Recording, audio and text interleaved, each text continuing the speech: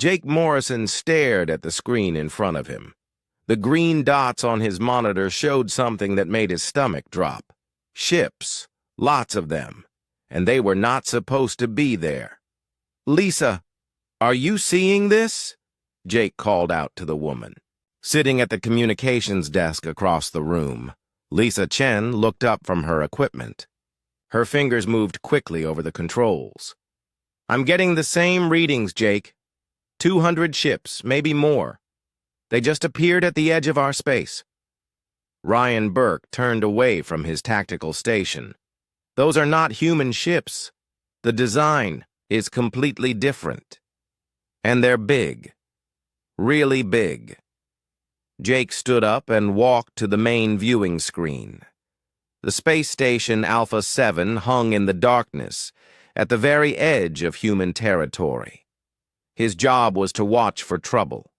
Now trouble had found them. "Try to contact them," Jake ordered. "Maybe they just got lost." Lisa worked at her console. She tried different frequencies and languages. After several minutes, she shook her head. "Nothing, Jake. They're not responding to any of our signals." Alien ships moved closer. Jake could see them better now through the station's powerful telescopes. They were dark and angular, with sharp edges that looked like weapons. Red lights blinked along their hulls. "Get me Captain Rodriguez on the Guardian," Jake said. The Guardian was a patrol ship that was supposed to be in this area. "Rodriguez here," came a voice through the speakers. "We see them too, Jake. What do you want us to do?" "Try to make contact. If they don't respond, warn them they're in human space without permission." Amy Rodriguez was a good captain. She had been patrolling the border for 5 years. If anyone could handle this situation, it was her. 20 minutes passed. Jake watched the alien fleet get closer to the inner colonies. His hands were sweating. Something was very wrong about this. "Jake?" Lisa's voice was sharp with fear. "The Guardian is trying to contact the aliens now. On the main screen, they could see Rodriguez's ship moving toward the alien fleet. It looked very small compared to the massive alien vessels. "Unknown ships. This is Captain Amy Rodriguez of the human patrol vessel Guardian. You have entered human space without permission. Please state your intentions and request proper clearance." The response came quickly, but it was not words. It was weapons fire. Bright red beams shot out from the lead alien ship. They hit the Guardian's shields, making them glow bright blue. The small patrol ship shook under the attack. "They're firing on us!" Rodriguez's voice crackled through the radio. "I repeat, the alien ships are firing on us!" Jake watched in horror as more alien ships joined the attack. The Guardian's shields were failing. Rodriguez tried to fight back, but her ship's weapons barely scratched the alien hulls. "Get me Earth Defense Command," Jake shouted to Lisa. "Priority alert. We need help now." But the aliens were not done. Jake watched 2 cargo ships that had been heading home from the outer colonies. They were slow and had no weapons. The alien ships destroyed them in seconds. Bright explosions lit up the darkness of space. "This is Captain Rodriguez. My ship is badly damaged. I'm sending all our data to Alpha 7. The aliens, they're not here to talk. They want to destroy us." The Guardian's engines were failing. The ship drifted in space, smoke coming from its hull. But Rodriguez had done her job. All the information about the alien attack was now in Jake's computers. "Lisa, send everything to Earth Command. Tell them we have a full invasion force heading for the colonies." "Already on it," Lisa replied. Her fingers flew over the controls. "Message sent with maximum priority." On the screen, the alien fleet continued toward human space. They had ignored the space station completely. Jake realized they thought Alpha 7 was not important enough to destroy. "Ryan, What can you tell me about their ships? Jake asked. Ryan had been studying the tactical data. They're using energy weapons we've never seen before. Their ships are heavily armored. And Jake, there are at least 300 of them. Now, more keep appearing. Jake felt cold. 300 alien warships against the few patrol boats and cargo ships in this area. It was not a fair fight. Sir, Lisa said quietly, I'm getting reports from other border stations. The aliens are attacking everywhere along our frontier. This is not just one fleet. It's a coordinated invasion. Jake looked at the screen again. The alien ships were getting smaller as they moved away from the station. Soon they would reach the colonies where millions of humans lived and worked. Why aren't they talking to us? Ryan asked. Most alien species try to communicate first. Because they don't think we're worth talking to, Jake answered. They think we're weak. Lisa turned from her station. Jake, I'm getting a message from one of the alien ships. It's being broadcast on all frequencies. Put it on speaker. A harsh alien voice filled the control room. The translation software worked quickly to change the alien words into English. Humans of this region, we are the Velkari Empire. Your species is weak and primitive. We claim this space for our empire. Surrender now, and you will be allowed to serve us. Resist and you will be destroyed. You have no choice. The message ended. The three humans stood in silence for a moment.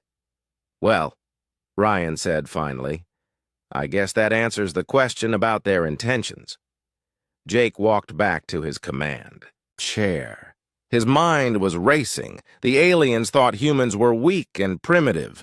They were about to learn how wrong they were. Lisa, send another message to Earth Command. Tell them the aliens have declared war on humanity. Tell them it's time to activate all defense protocols. All protocols, Jake? Are you sure? Jake looked at the screen where the alien fleet was disappearing into the distance. Yes, all of them. These aliens have no idea what they just started. Lisa sent the message. Now all they could do was wait and see how Earth would respond. Jake had a feeling the aliens were about to get a very unpleasant surprise. The Velkari Empire thought they were attacking a primitive species. They were wrong. They were attacking humanity, and humanity had been preparing for this day for a very long time. The alarm bells rang through the corridors of Luna Base. Admiral Pete Harrison ran down the metal hallway, his boots making loud sounds on the floor. He had been sleeping when the emergency alert came in. Now he was fully awake and very worried. The command center was full of people rushing around. Screens showed maps of human space with red dots marking where the alien ships were attacking. There were a lot of red dots. Report! Harrison shouted as he entered the room. Dr. Kate Sullivan looked up from her computer. She was the head of alien intelligence. Her face was pale. Admiral, we have confirmed attacks at 17 different locations along our border. The aliens call themselves the Velkari Empire. How many ships? At least 800, sir. Maybe more. They're attacking in coordinated groups. Harrison felt his heart sink. 800 enemy ships was more than they had ever planned for. But he had not become an admiral by giving up when things looked bad. Get me the Emergency Defense Council, now. Within minutes, the most important military leaders in human space were connected by video link. General Troy Patterson appeared on one screen. His Marines were already preparing for ground combat. Admiral Linda Brooks commanded the main battle fleet. Director Steve Collins ran the special operations teams that most people did not know existed. Gentlemen, lady, Harrison began, we are at war. The Velkari Empire has invaded human space without warning. They have destroyed civilian ships and declared us primitive. What are our options? General Patterson spoke first. My Marines are ready to defend every colony world, but if they have 800 ships, we can't protect everyone. Admiral Brooks shook her head. The regular fleet is scattered across 3 systems. It would take days to gather enough ships to fight them. Director Collins was quiet for a moment. Then he smiled. It was not a nice smile. Admiral, I think it's time to show these aliens why you don't attack humanity. Harrison nodded. He had hoped this day would never come, but humanity had been preparing for it for decades. Authorization granted. Activate Protocol 7. All. Of it? Collins asked. Everything. Wake up the Ghost Fleet. Turn on the defense grids. Open the weapons lockers we're not supposed to have. The other council members looked surprised. Protocol 7 was the most secret plan in human military history. Even they did not know all the details. Steve, how long do we need? Harrison asked. Collins was already typing commands into his computer. 6 hours to bring the main systems online. 12 hours for full deployment. Do we have 12 hours? Dr. Sullivan checked her reports. The closest alien fleet will reach Mars in 14 hours. The main force is heading for Earth, but they're moving slowly. They'll be here in 18 hours. They're being careful, Admiral Brooks observed. They expect us to fight back. Not the way we're going to fight back, Collins said quietly. Harrison turned to another screen. Captain Wright, are you there? Nicole Wright commanded the heavy cruiser USS Vengeance. She was one of the best ship commanders in the fleet. Yes, sir. My ship is ready for orders. Take your battle group and shadow the main alien fleet. Don't engage. Just watch and report. We need to know exactly what we're dealing with. Understood, Admiral. Harrison looked at the tactical display. Red enemy symbols moved slowly but steadily toward human worlds. Soon those symbols would start disappearing. But first, humanity had work to do. Alex Turner, report to the command center immediately, Harrison ordered over the intercom. Commander Turner arrived within minutes. He was young but brilliant. His job was coordinating defenses that officially did not exist. Commander, how many defense platforms do we have in the Sol system? Turner checked his tablet. 412, sir. All hidden in asteroids or behind moons. The aliens can't see them unless we want them to. Weapons status? All platforms are armed with kinetic impactors, plasma cannons, and the new quantum disruptors. We've been testing them for 2 years. They work very well against alien shield technology. Harrison smiled for the first time since the crisis began. Good. What about the other systems? Every major colony has hidden defenses. The aliens think they're attacking undefended worlds. They're wrong. Dr. Sullivan brought up a new display. Admiral, I've been analyzing the alien communications. They're very confident. Their leader, someone called Admiral Thexmar, believes humans will surrender as soon as they see the size of his fleet. Why would he think that? They've been watching us for months, but they only saw our civilian ships and regular patrol boats. They have no idea about our real military capability. General Patterson grinned. They're about to get educated. Harrison walked to the main display showing the alien advance. The Velkari ships moved in neat formations, like they were on parade. They had no idea they were flying into the most sophisticated defense network ever built. Steve, what about the weapons we borrowed from the research labs? Collins pulled up a classified file. The experimental systems are all ready. Gravity bombs, matter disruptors, temporal distortion fields. The scientists said we shouldn't use them because they're too dangerous. Too dangerous for who? For the aliens, sir. Harrison made his decision. Humanity had tried to be peaceful.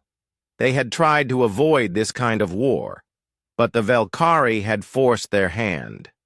Gentlemen, in 12 hours, these aliens are going to learn why no one attacks human space. They think we're primitive? Let's show them what primitive humans can do. The command center became a hive of activity. Secret communications went out to hidden bases throughout human space. Weapons that had been stored for years were brought online. Ships that were supposed to be retired moved out of hidden docks. Captain, Martinez received orders for her stealth carrier USS Shadowhawk.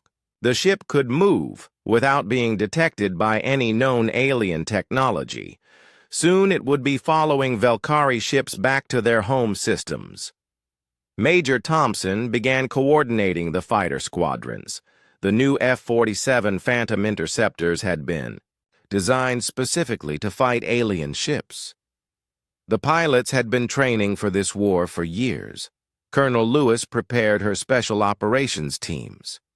If the aliens thought they could conquer human worlds, they were about to meet some very unfriendly humans who knew how to fight dirty. Harrison watched it all happen from his command chair. In a few hours, the Velkari Empire would enter the Sol system, expecting to find a weak, defenseless species. Instead, they would find the most lethal military force in the galaxy. The Admiral opened a communication channel to all human forces. This is Admiral Harrison to all units. The aliens think they can just take what they want from us. They think, we're too weak to stop them. They're wrong. Today we show them that attacking humanity is the last mistake they'll ever make.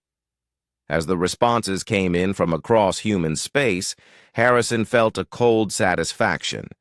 The Velkari had started this war, but humanity was going to finish it. Admiral Thexmar stood on the bridge of his flagship, watching the primitive human solar system grow larger on his screens. The small human patrol ships that had been following his fleet posed no threat. Their weapons were weak, and their ships were tiny compared to Velkari warships. "Admiral," his weapons officer reported, "the human ships are keeping their distance. They appear to be afraid to engage us." Thexmar's 4 eyes glowed with satisfaction. "Of course they are afraid. Look at the size of our fleet. 300 of the finest warships in the Velkari Empire against a few dozen human patrol boats. This will be the easiest conquest in our history." The Velkari fleet moved steadily toward Mars. Intelligence reports said the Red Planet had several million human colonists. Destroying their cities would show the rest of humanity how helpless they were.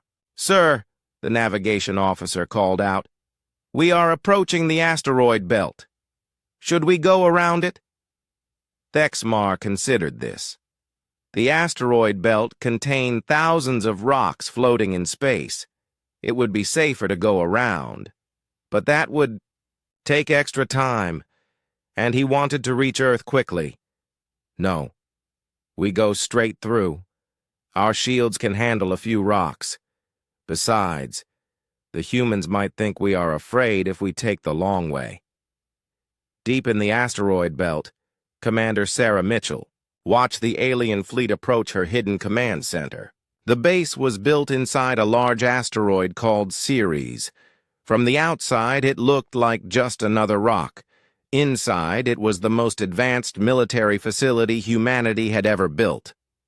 "All stations, this is Control," Sarah spoke into her headset. "The targets are entering the kill zone. Prepare for Operation Mousetrap." Throughout the asteroid belt, hidden weapons platforms received the signal. They had been waiting in silence for hours, looking like normal asteroids or pieces of space. Junk. The Velkari sensors could not detect them. Lieutenant Colonel Dan Rodriguez sat in the cockpit of his F-47 Phantom fighter. Around him, 200 other pilots waited in their ships. They were hidden behind large asteroids, their engines cold and silent. "Ghost Squadron. This is Ghost Leader," Dan said quietly into his radio. "Remember, we hit them fast and hard. Don't give them time to think." Major Kelly Thompson commanded the bomber wing. Her ships carried the new quantum torpedoes that could punch through any known alien armor. "Hammer Group ready for attack run," she reported. On the bridge of his flagship, Thexmar was getting bored.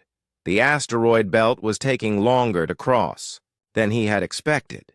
The rocks were bigger and more numerous than his charts showed.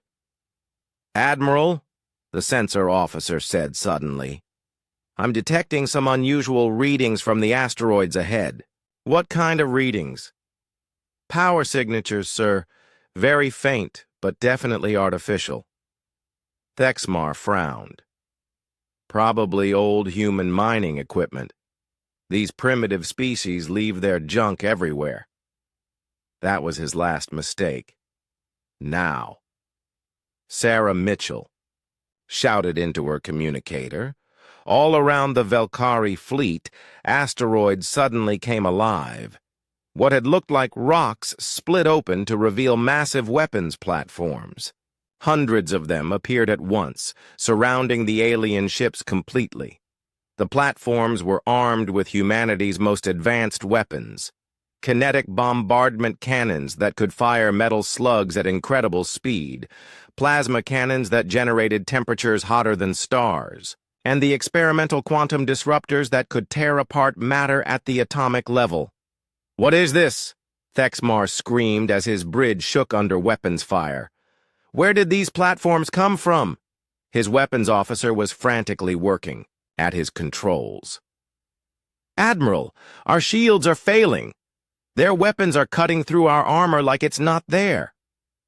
The human weapons had been designed specifically to fight alien technology. Years of studying captured alien ships had taught human scientists exactly how to defeat Velkari defenses. "Ghost Squadron, attack!" Dan Rodriguez fired his engines and shot out from behind his asteroid. His fighter was fast and deadly, armed with guided missiles that could track targets across vast distances. The Velkari fighters tried to respond, but they were completely outmatched. The human F-47s were faster, more agile, and carried better weapons. Within minutes, the space around the alien fleet was filled with burning Velkari fighters. "Hammer Group, begin bombing run," Kelly Thompson ordered. Her heavy bombers swept down on the alien capital ships like giant metal birds. Their quantum torpedoes exploded against Velkari hulls, creating holes big enough to fly smaller ships through. Thexmar tried to order a retreat, but the humans had planned for that too. Every escape route from the asteroid belt was blocked by more weapons platforms. The Velkari fleet was trapped in a killing field with no way out. "Admiral, we've lost 60 ships in the first 5 minutes, his tactical officer reported. "Our weapons can't penetrate their defenses, but they're destroying us with ease." "How is this possible?" Thexmar demanded. "Intelligence said these humans were primitive." Captain Brad Johnson commanded the battleship USS Retribution. His ship had been hiding behind a large asteroid, waiting for the perfect moment to strike. Now he brought his massive vessel into the battle. "All batteries target the alien flagship," Brad ordered. "Let's give their admiral something to think about." The Retribution was one of humanity's newest warships. It was bigger than any Velkari, vessel and armed with weapons that existed only in alien nightmares. When it opened fire, the space around Thexmar's flagship lit up like a small sun. Marine Colonel Lisa Parker watched the battle from her assault ship. Her job was to board and capture alien vessels that survived the initial attack. She wanted prisoners and alien technology. "Boarding teams prepare for assault," Lisa commanded. "Sergeants Chen and Rivera, take your squads to the disabled cruiser. I want it captured intact." Mike Chen and Tony Rivera led their Marines onto the crippled Valkyrie ship. The aliens inside had never faced human soldiers in close combat. They discovered quickly that humans were very good at fighting in confined spaces.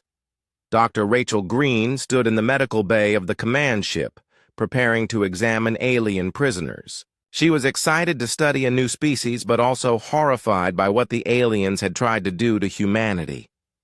"Bring them here as soon as you have them," she told the Marine guards. "I want to know everything about these creatures."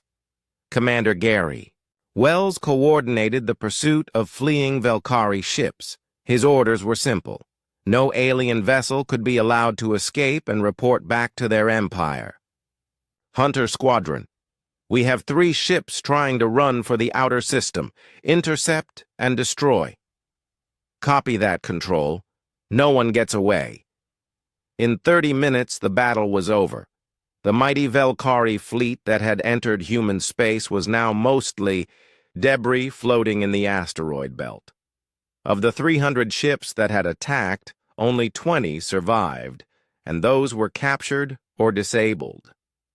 Thexmar sat in his damaged command chair, staring at the human ships that surrounded him. His mighty empire had sent its finest fleet to conquer a primitive species. Instead, the humans had destroyed them with terrifying efficiency. "Admiral," his communications officer said quietly, "the humans are demanding our surrender." Thexmar looked at the tactical display. His fleet was gone. His ships were burning. His warriors were dead or captured. The humans had been ready for them. More than ready. "Sir?" the officer asked again. Thexmar closed his 4 eyes. "Signal our surrender. And send a message to the Empire. Tell them we were wrong about the humans." Sarah Mitchell received the surrender signal with grim satisfaction. The trap had worked perfectly. But this was just the beginning.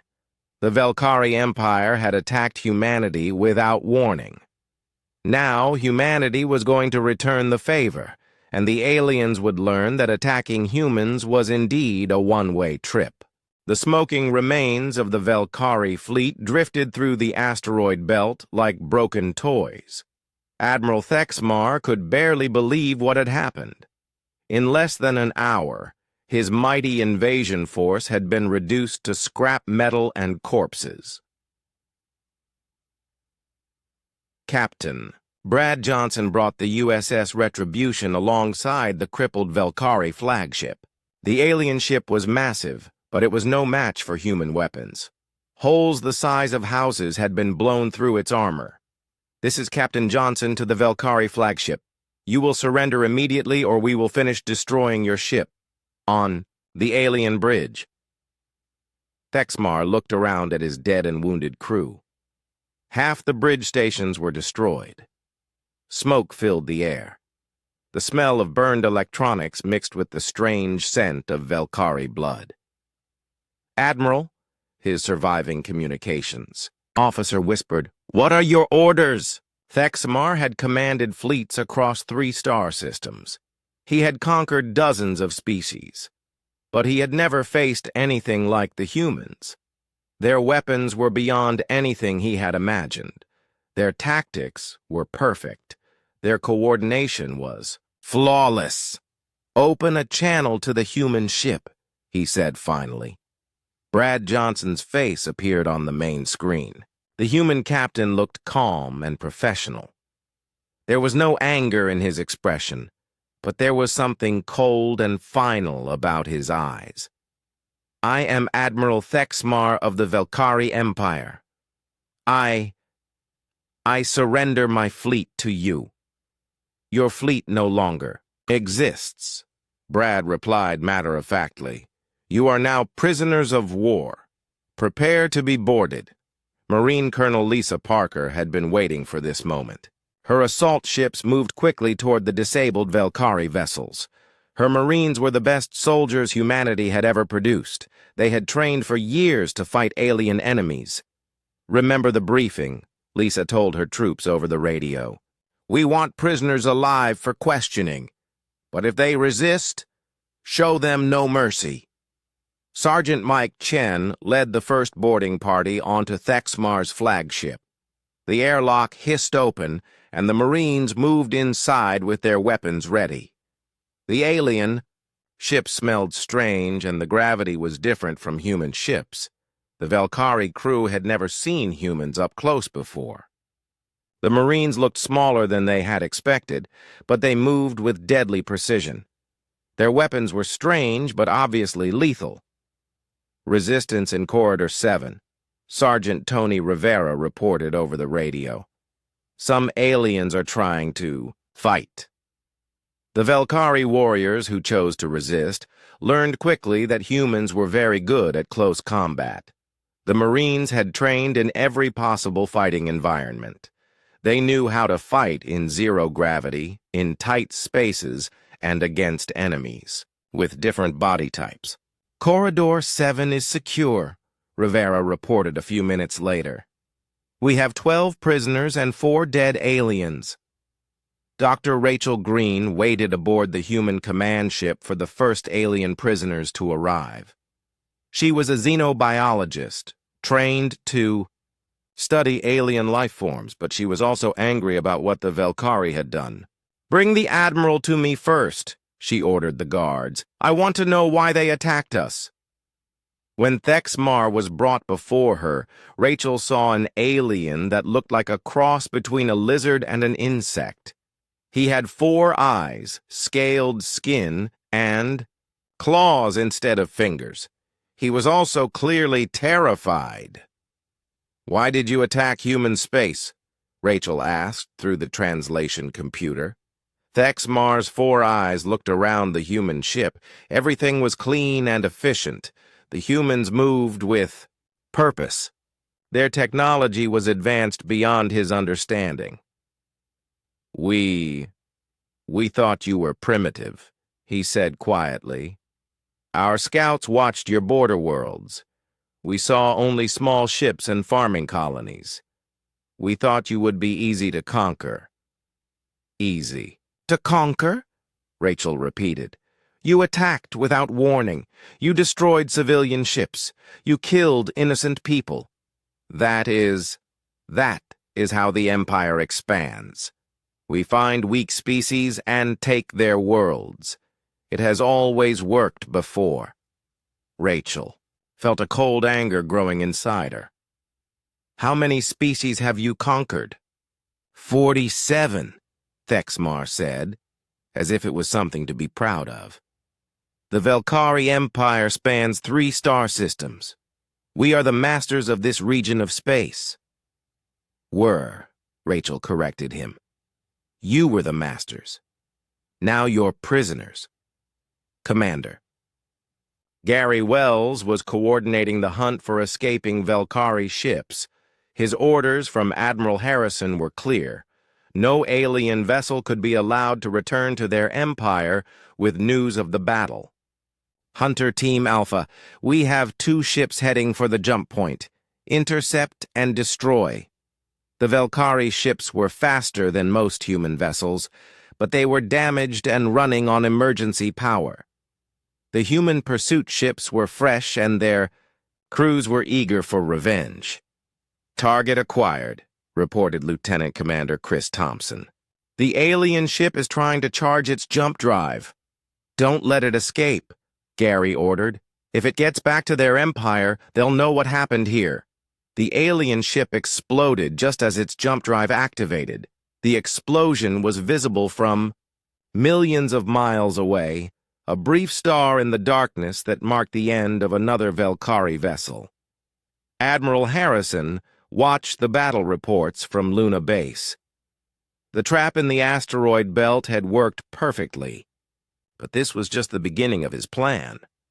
"Steve," he said to Director Collins, "how many alien ships escaped?" Collins checked his reports. "None from the main fleet, sir. We destroyed or captured every single vessel." "Good. What about the other attack groups?" "Similar results across all systems. The hidden defense networks performed exactly as planned. Total Velkari losses, 837 ships. Human losses, 12 patrol boats and 1 cargo vessel. Harrison nodded with grim satisfaction. The aliens had expected to conquer humanity. Instead, they had lost their entire invasion force, but Harrison was not done with them yet. I want pursuit teams ready to follow any alien ship we detect. If any Velkari vessel approaches human space, I want it destroyed before it can report back. Sir, Admiral Brooks interrupted, are we sure we want to escalate this further? We've already defeated their invasion. Harrison turned to look at the tactical display. Red symbols showed the locations of Velkari worlds throughout their empire. Billions of aliens who thought humanity was weak and primitive. Linda, they attacked us without warning. They destroyed civilian ships. They planned to enslave our entire species. Harrison's voice was cold and final. We're not just going to defeat them. We're going to make sure they never threaten anyone again. Captain Jennifer Martinez received her orders aboard the stealth carrier USS Shadowhawk. Her ship was invisible to alien sensors and could follow enemy vessels across interstellar space. Captain, her executive officer asked, are we really going to pursue them to their home systems? Jennifer looked at the star charts showing Velkari space. It was a long way from human territory, but the aliens had made a critical mistake. They had shown humanity that there were hostile species in the galaxy, species that would attack without warning or mercy. Commander Paul Bennett, prepare the reconnaissance teams, Jennifer ordered. We're going to follow them home, and then we're going to show them what happens when you attack humanity. The few surviving Velkari ships limped away from the battle zone, their crews traumatized by what they had witnessed. They had expected an easy victory over a primitive species. Instead, they had seen the most advanced military force in the galaxy, but they did not know that human ships were following them. Ships that could not be detected. Ships filled with soldiers and weapons that would bring the war to Velkari space. The aliens had started this conflict thinking humans were weak. They were about to learn that humans were the most dangerous species in the galaxy, and once humanity decided you were an enemy, there was nowhere in the universe you could hide. Admiral Harrison stood in the command center on Luna Base, watching the tactical display. The last of the alien ships had been destroyed or captured. Human space was safe, but Harrison was not satisfied with just defending his territory. Admiral, General Patterson said over the video link, our forces are ready for the next phase. Are you sure about this? Harrison looked at the star map showing Velkari Empire space. 3 star systems, dozens of worlds, billions of aliens who had supported an unprovoked attack on humanity. They came to our space planning to destroy us, Harrison said quietly. Now we're going to visit their space, and we're going to finish what they started. Captain Jennifer Martinez commanded the USS Shadowhawk, humanity's most advanced stealth carrier. Her ship was invisible to all known forms of detection. It could follow enemy vessels across vast distances without being seen. Captain, Commander, Paul Bennett reported, we've detected the jump signatures of 12 surviving Velkari ships. They're heading back toward their home systems. Jennifer smiled coldly. Follow them. I want to know exactly where they're going. The Shadowhawk slipped through space like a ghost. Its experimental cloaking technology bent light and energy around the ship, making it impossible to detect. The surviving Velkari ships had no idea they were being followed. Lieutenant Commander. Chris Thompson was the fleet's intelligence officer.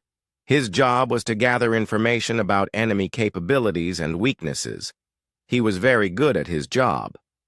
Captain, I'm analyzing the alien communications, Chris reported.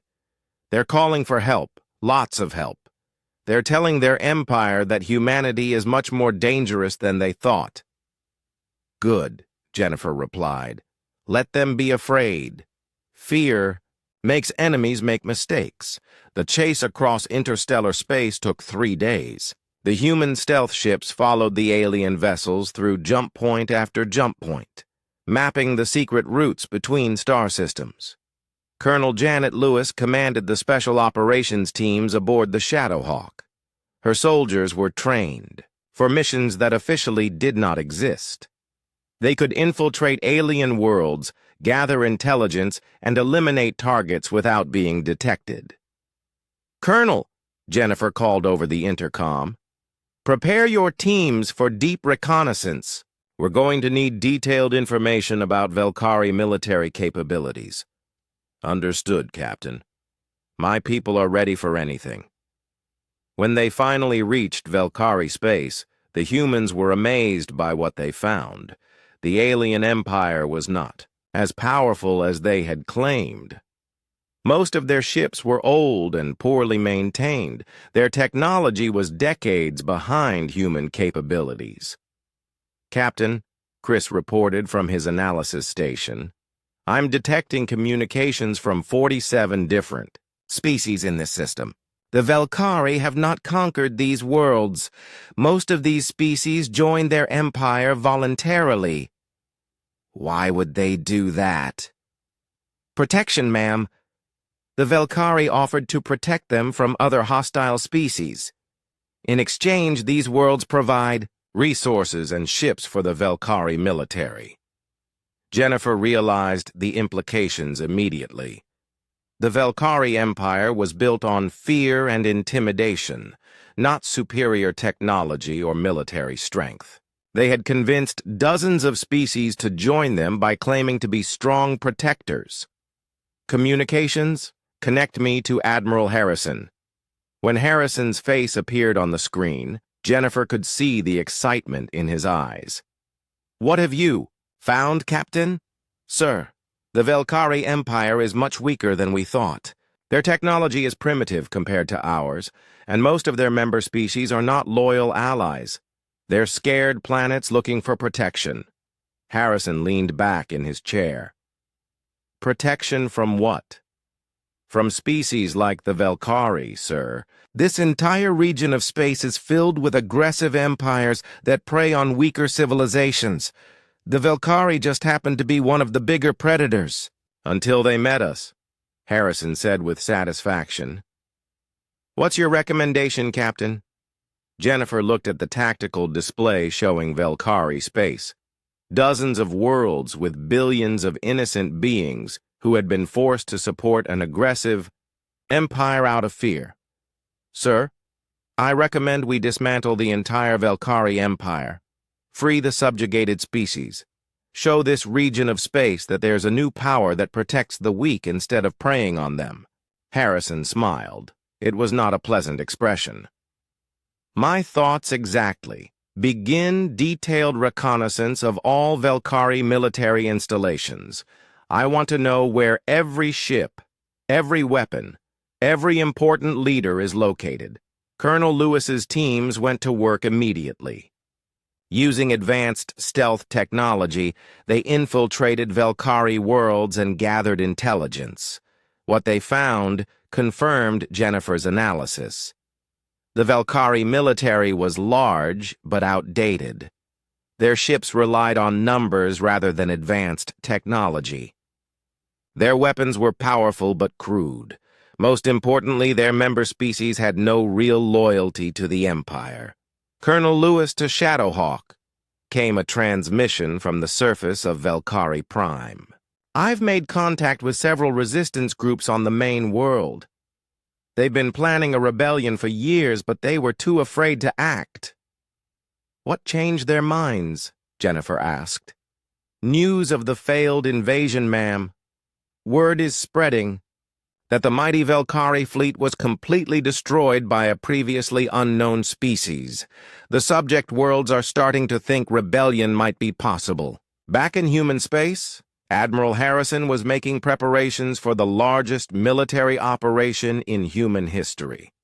Not since the colonial wars had humanity launched such a massive expedition. Admiral Linda Brooks received orders to prepare the entire battle fleet. All ships are to be equipped with the latest weapons and defensive systems. We're going into alien space, and we're going to stay there until the job is done. General Troy Patterson readied his Marines for planetary assault operations. We're not just fighting in space this time. We're going to need to take and hold alien worlds. Make sure every squad knows how to fight in different gravity and atmospheric conditions. Dr. Kate Sullivan analyzed intelligence reports from the reconnaissance teams. Admiral, the political situation in Velkari space is very unstable. If we move quickly, we can probably trigger a complete collapse of their empire. How quickly? Harrison asked. The subject species are already starting to rebel. If we eliminate the main Velkari fleet and capture their leadership, the entire empire could fall apart in a matter of weeks. Harrison looked at the preparations taking place throughout human space. Hundreds of ships were being armed and supplied. Thousands of soldiers were preparing for combat in alien environments. Scientists were developing new weapons specifically designed to fight Velkari technology. "Steve," he called to Director Collins. "How long before we're ready to move?" Collins checked his reports. 2 weeks for full deployment, sir. But we could launch a preliminary strike in 5 days. Do it. I want advance forces in Velkari space as soon as possible. We need to support those rebellions before the Velkari can crush them. Captain Maria Rodriguez received command of the first strike force. Her ships would enter Velkari space and begin the systematic destruction of their military capabilities. "Remember," Harrison told her over the communication link, "this is not about conquest. This is about liberation. We're not taking these worlds for ourselves. We're freeing them from an oppressive empire." "Understood, sir." "But what if some of the Velkari want to fight to the end?" Harrison's expression grew cold.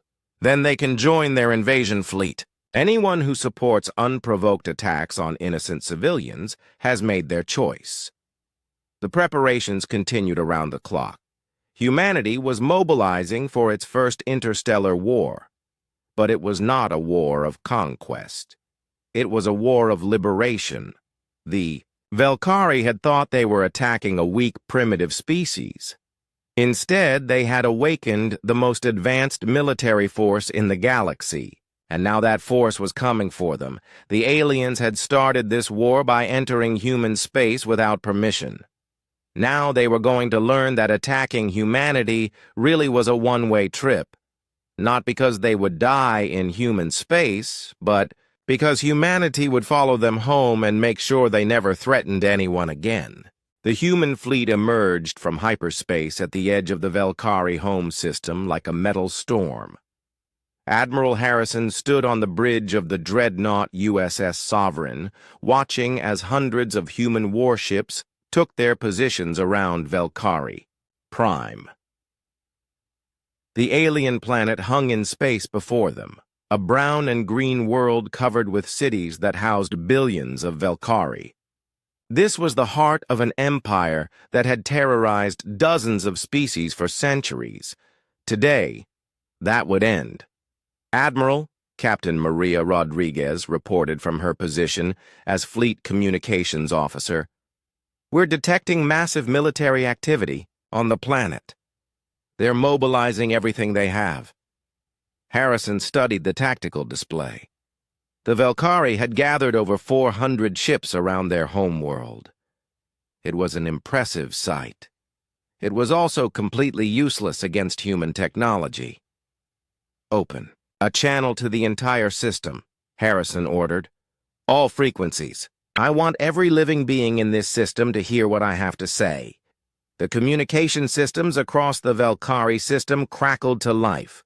On every ship, every space station, every planet, the same message began broadcasting in dozens of languages. This is Admiral Pete Harrison of the Human Defense Force. I am speaking to all inhabitants of this system. The Velkari Empire has committed an act of unprovoked aggression against humanity. They invaded our space without warning, destroyed civilian vessels, and declared their intention to enslave our entire species. On the surface of Velkari Prime, Supreme Commander Vextai listened to the human message with growing anger. The Supreme Commander was the ultimate leader of the Velkari Empire, a being who had ruled for over a century. How dare these primitive creatures threaten us in our own system? Vextai hissed to his subordinates. Ready all defensive systems. Prepare the fleet for battle. Harrison's voice continued to echo across the system. The Velkari leadership believed that humanity was weak and defenseless. They were wrong. Their invasion fleet of over 800 ships has been completely destroyed. Every vessel, every crew member, gone.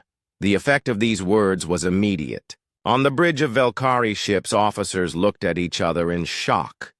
800 ships destroyed? That was impossible. It had been their finest fleet, equipped with their best weapons and crewed by their most experienced warriors. We have come to Velkari space not as conquerors, but as liberators, Harrison continued. For too long, this empire has oppressed the innocent and threatened the peaceful. That ends today. Captain Rodriguez monitored the alien communications channels. Admiral, I'm detecting panic on some of the member world frequencies. Several species are requesting confirmation about the destruction of the invasion fleet. Give them confirmation, Harrison replied. Full tactical recordings of the battle. Let them see exactly what happened to the mighty Velkari fleet. Major Scott Williams led a demonstration squadron of F-47 fighters past the alien defense platforms. The human fighters moved with impossible speed and agility, dancing between energy beams that couldn't track them. Phantom Squadron to Sovereign, Scott reported. Alien defense systems are completely ineffective against our fighters. Their targeting computers can't keep up with our maneuverability. Harrison smiled grimly. The Velkari were about to receive a demonstration of human technological superiority, but first he wanted to give them a chance to surrender. Supreme Commander Vextai, Harrison said, addressing the alien leader directly. You have 1 hour to respond to our demands. Surrender all Velkari military forces. Release all subjugated species from your empire. Submit to human authority for war crimes tribunal.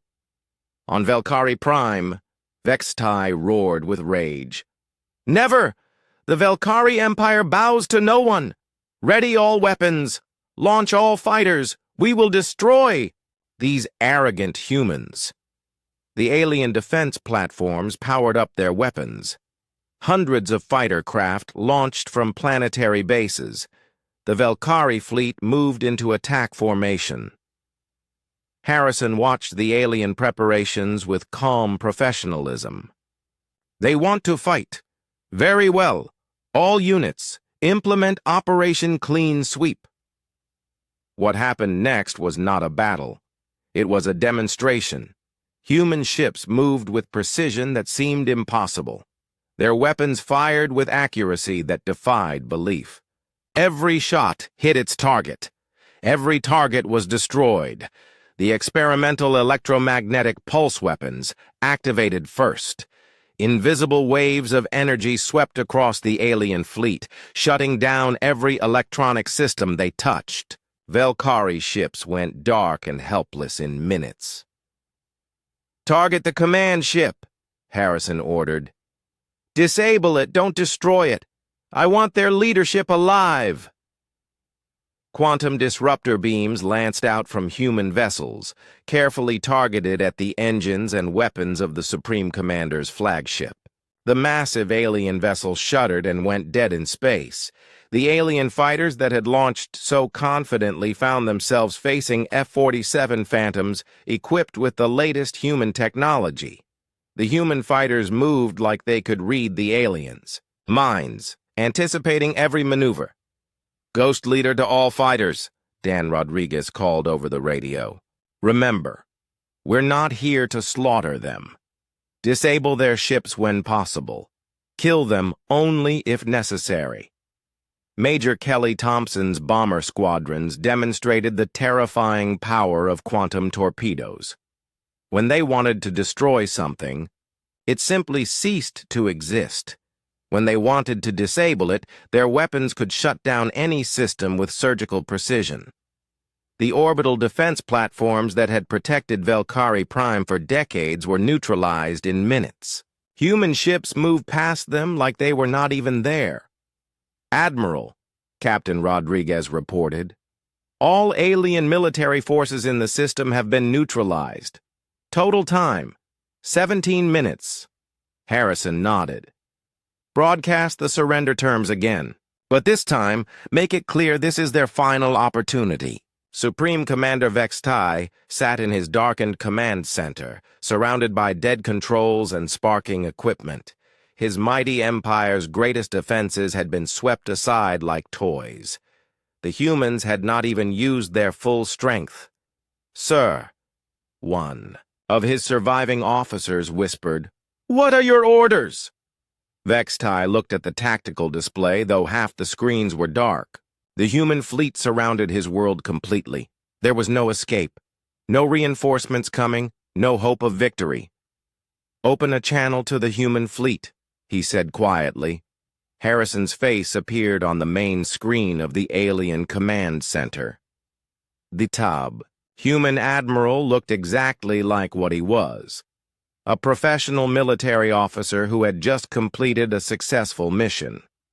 "Supreme Commander," Harrison said politely, "are you ready to discuss surrender terms?" Vextai had ruled an empire for over a century. He had conquered dozens of worlds. He had commanded millions of warriors. Now he was helpless before a species he had thought primitive.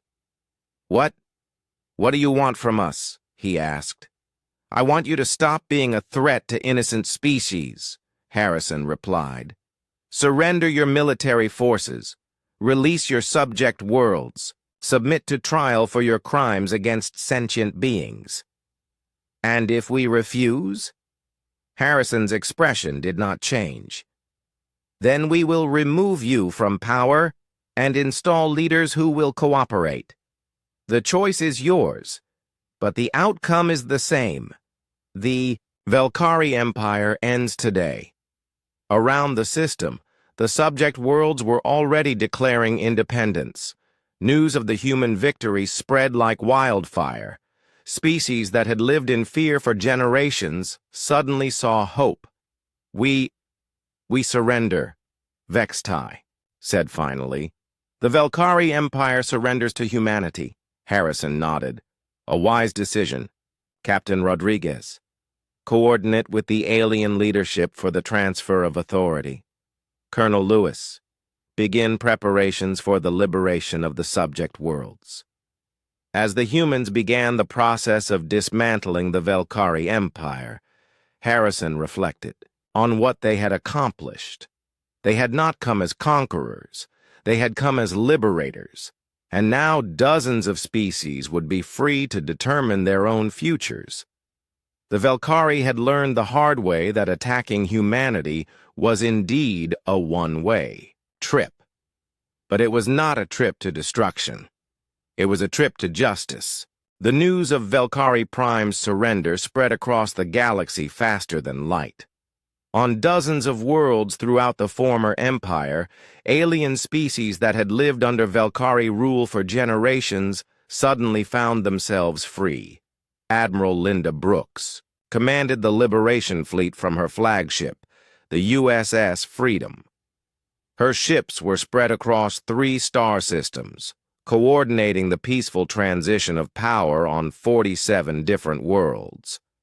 "Admiral," her communications officer reported, "we're receiving surrender signals from Valkyrie garrisons on 15 worlds. The local populations are celebrating in the streets." Linda looked at the tactical display showing the vast expanse of former Velkari territory. Each symbol represented a world with millions of beings who were tasting freedom for the first time in decades. General Patterson, what's the status of ground operations? General Troy Patterson's face appeared on the main screen. His Marines were handling the most delicate part of the liberation, ensuring that former Velkari military forces could not resist or harm civilian populations. Most Velkari garrisons are surrendering without a fight, Troy reported. The ones that resist are quickly overwhelmed. My Marines are working with local resistance groups to maintain order. On the world of Shentar Prime, home to the insectoid Shantar species, Captain Kevin Brown coordinated the handover of government buildings. The Shantar had been one of the first species conquered by the Velkari Empire 300 years ago. The Shantar leader, a being called the Queen Mother, met with Kevin in what had been the Velkari governor's palace. She was a magnificent creature, standing over 8 feet tall with gleaming chitinous armor and compound eyes that reflected the light like jewels.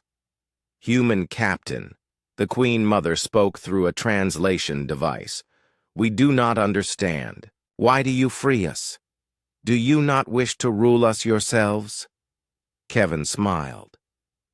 Your Majesty, humanity believes that every intelligent species has the right to govern itself. We're not here to replace the Velkari as your masters. We're here to help you become independent again. The Queen Mother's antennae twitched with what Kevin had learned was confusion among her people. But if you do not rule us, who will protect us from other empires? The galaxy is full of predators. We will, Kevin said simply. Any species that threatens you will have to deal with humanity. But your internal affairs are your own business. Similar conversations were taking place across dozens of worlds. The aquatic Merloth species had been enslaved to mine rare crystals from their ocean floors.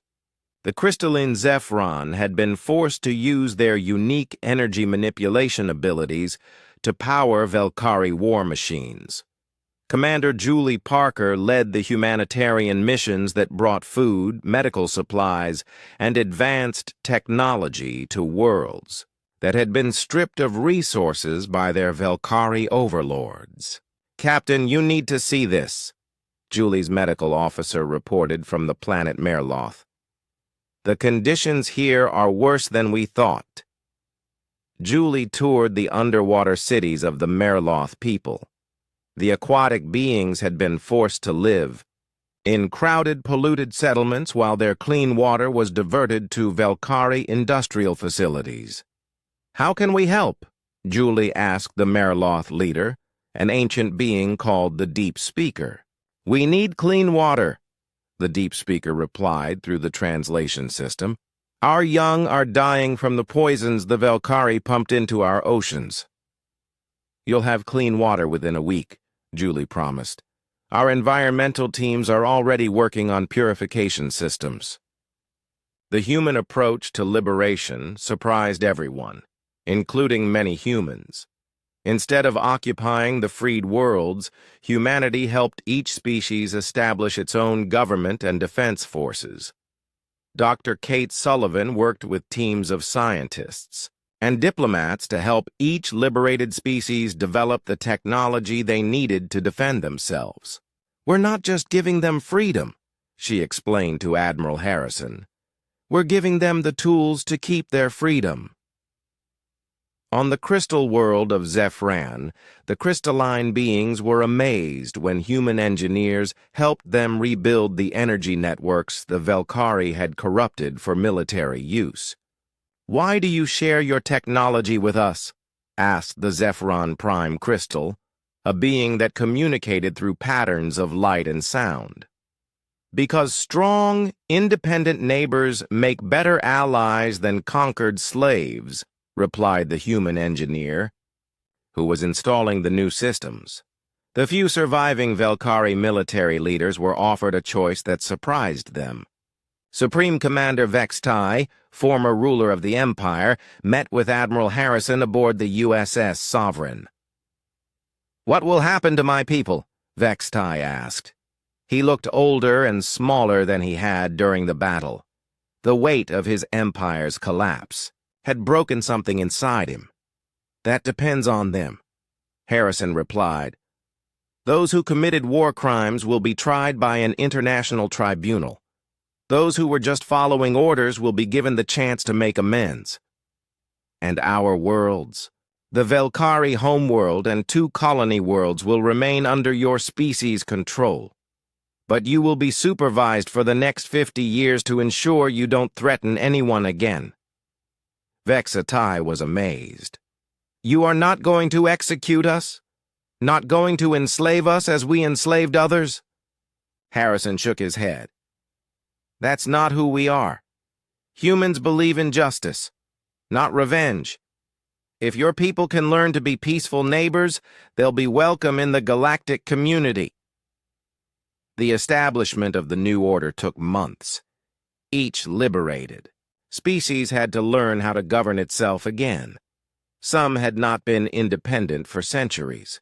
Captain Lisa Jiang commanded one of the new patrol ships that monitored the former Velkari territory. Her mission was to ensure that the transition to freedom remained peaceful. "Captain," her sensor officer reported, "we're detecting an unknown fleet entering the Shantar system. They're not responding to our communications." Lisa immediately called for backup. "All ships, this is the USS Liberator. Unknown fleet approaching Shantar Prime, moving to intercept." The unknown ships belonged to the Mordaki Empire, another aggressive species that had been expanding into former Velkari territory. They thought the Shantar would be easy prey now that their Velkari protectors were gone.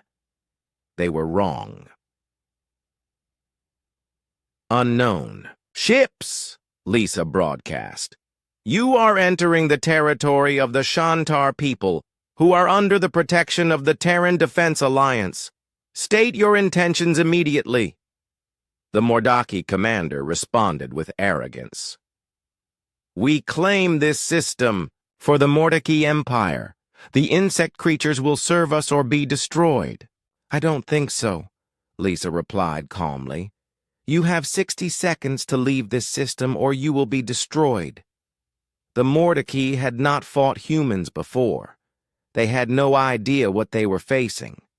When they opened fire on Lisa's patrol ship, they discovered that human defensive technology was far superior to their weapons. "All ships, defensive pattern Alpha," Lisa ordered. "Show them what happens when you threaten our friends." The battle was over in minutes. The Mordaki fleet was either destroyed or captured. The few survivors were sent home with a message. Any species that threatened the liberated worlds would face the full might of humanity. Word of the Mordaki defeat spread quickly throughout the galaxy. Other aggressive empires began to reconsider their expansion plans. Attacking former Velkari worlds now meant fighting humans, and no one wanted to face the species that had destroyed the mighty Velkari Empire. On Shantar Prime, the Queen Mother watched the wreckage of the Mordaki fleet drift past her world. "The humans truly mean what they say," she told her advisors. "They will protect us." Similar incidents occurred throughout the liberated territory. Each time, human forces responded, quickly and decisively. The message was clear: the weak would be protected, and the aggressive would be stopped. As the first year of freedom ended, representatives from all the liberated worlds gathered at New Geneva Station to sign the Terran Defense Alliance Treaty. Each species maintained its independence while agreeing to mutual defense and cooperation. Ambassador Robert Taylor represented humanity at the signing ceremony. "Today marks the beginning of a new era," he told the assembled delegates. an era where strength protects the weak instead of preying upon them. The galaxy had learned that attacking humanity was indeed a one-way trip, but it was also learning that humanity used its power to create a better, safer universe for everyone. 6 months after the fall of the Velkari Empire, New Geneva Station hung in neutral space like a shining symbol of hope. The massive space station had been built jointly by humanity and the liberated species as the headquarters of the Terran. Defense Alliance Ambassador Robert Taylor walked through the station's central plaza, watching beings from dozens of different worlds work together. Shantar engineers worked alongside human technicians. Merloth scientists shared research with Zephyron energy specialists. The crystal being's natural light displays created beautiful patterns on the station's walls. Ambassador, his aide informed him, the Galactic Council session is ready to begin. Robert entered the Great Council chamber where representatives from 49 different species had gathered. 6 months ago, most of these beings had been slaves or subjects of the Velkari Empire. Now they were free peoples working together to build a better galaxy. Admiral Jake Morrison, promoted from his position at the border station where this all began, served as the military coordinator for the Alliance. He stood before the assembled delegates to give his monthly security report. The Alliance fleet is now fully operational, Jake announced. We have patrol ships in every member system and rapid response teams ready to deal with any threats. The Shantar Queen Mother raised one of her arms. Admiral Morrison, what is the status of the other aggressive empires in our region? Jake smiled. Most of them are keeping their distance, Your Majesty. Word has spread about what happened to the Velkari and the Mordecai. Nobody wants to test human resolve. Director Helen Carter, head of the new Galactic Intelligence Service, added her report. We're monitoring 17 potentially hostile species. Most are reconsidering their expansion plans now that they know humanity will intervene to protect peaceful worlds. The reports continued for an hour. Trade agreements between species that had never been allowed to interact freely, joint scientific projects that were advancing technology across the Alliance, cultural exchanges that were breaking down barriers between very different forms of life. But not everyone in the galaxy was happy with the new order. In a dark corner of space, far from Alliance territory, the surviving leaders of several aggressive empires met in secret. The Korthak hegemony, the Valdris Consortium, and the Razorclaw clans had all been planning expansions into former Velkari space. The humans have upset the natural order, hissed General Jektar of the Korthak military. The strong should rule, the weak. It has always been so. But the humans are stronger than all of us, pointed out Admiral Voss of the Valdris fleet. They destroyed 800 Velkari ships without losing a single major vessel. Then we must work together, Jektar replied. Alone, we are weaker than the humans. Together we might be able to defeat them. Unknown to these conspirators, human intelligence had been monitoring their communications for weeks. Director Carter briefed Admiral Harrison on the situation from her office on Luna Base. Sir, we're detecting increased coordination between the remaining hostile empires. They're planning some kind of joint action against the Alliance. Harrison studied the intelligence reports. How long before they're ready to move? Intelligence estimates 3 months for full coordination, 6 months for a major offensive. That's not acceptable, Harrison replied. We can't wait for them to attack first, not when the lives of our allies are at stake. Captain Lisa Zhang received new orders aboard the USS Liberator. Her ship was one of dozens that would carry out Operation Peaceful Galaxy, a preemptive strike against the hostile empires before they could threaten the Alliance. Captain, her executive officer asked, Are we really going to attack species that haven't technically threatened us yet? Lisa looked at the intelligence reports showing the enemy preparations. Commander, they're building fleets specifically to attack our allies. We're not going to wait until they actually pull the trigger. The operation began simultaneously across 12 star systems. Human ships appeared without warning at the military bases of every hostile empire. The attacks were swift, precise, and completely overwhelming.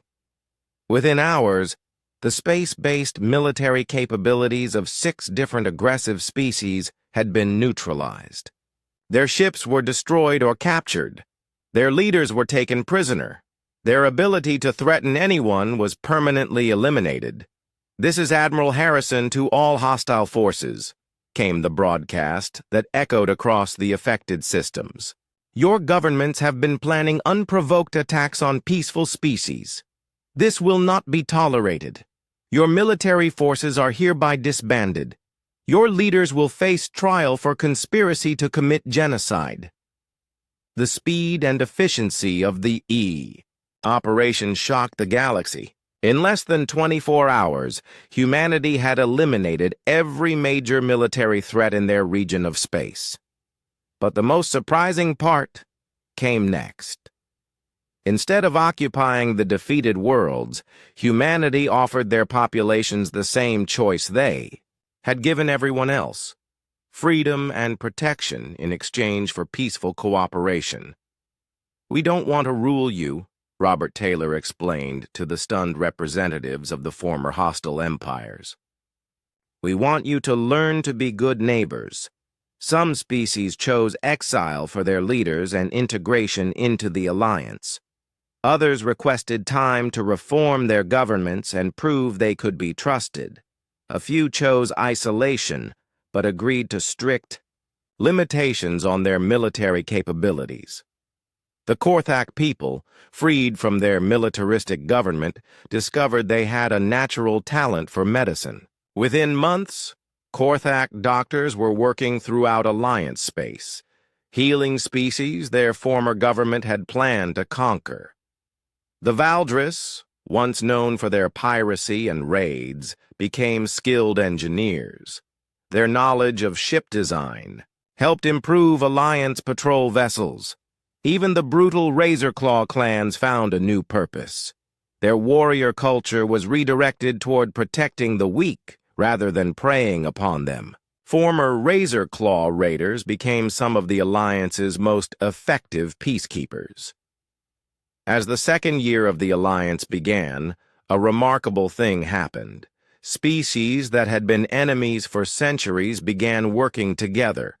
Trade flourished between worlds that had never trusted each other. Scientific knowledge spread freely throughout Alliance space. Dr. Rachel Green, now head of the Alliance Science Council, stood before a gathering of researchers from 30 different species.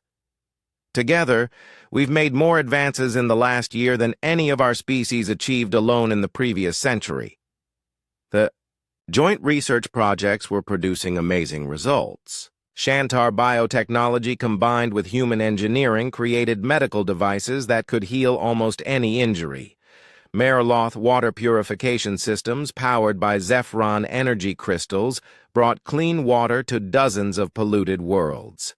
Captain Amy Rodriguez, recovered from her injuries during the first Velkari attack, now commanded the Alliance Training Center where different species learned to work together.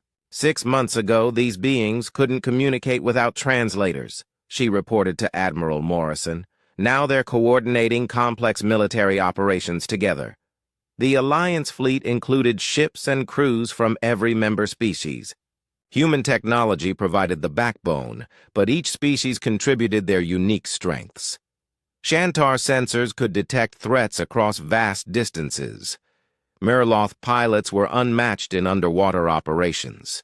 Zephyron engineers could power systems that ran on pure energy. But the greatest success was something no one had expected: peace.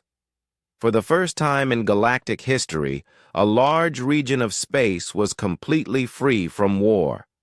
trade routes were safe. Scientific expeditions could explore without fear.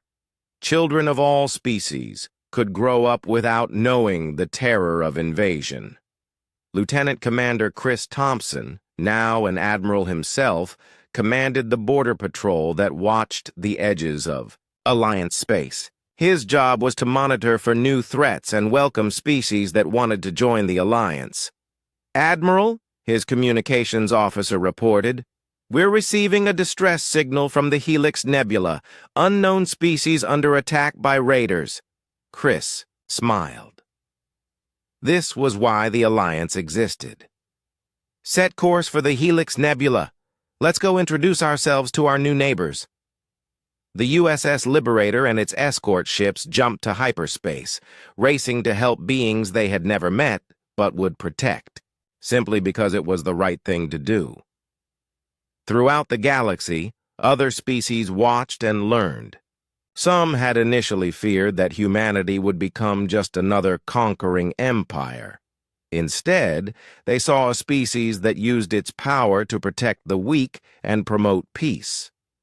More species began requesting alliance membership, not because they were conquered, but because they wanted to be part of something better than the endless cycle of aggression and exploitation that had dominated the galaxy for millennia.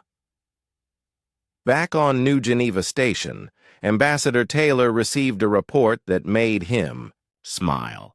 "Sir," his aide announced, 17 new species have formally requested to join the Alliance this month. Robert looked out at the stars through the station's great window. Somewhere out there, the USS Liberator was probably arriving at the Helix Nebula to help another species in need. The message was spreading across the galaxy. Humanity would protect those who could not protect themselves. The Velkari Empire had attacked human space thinking they were dealing with a primitive, defenseless species.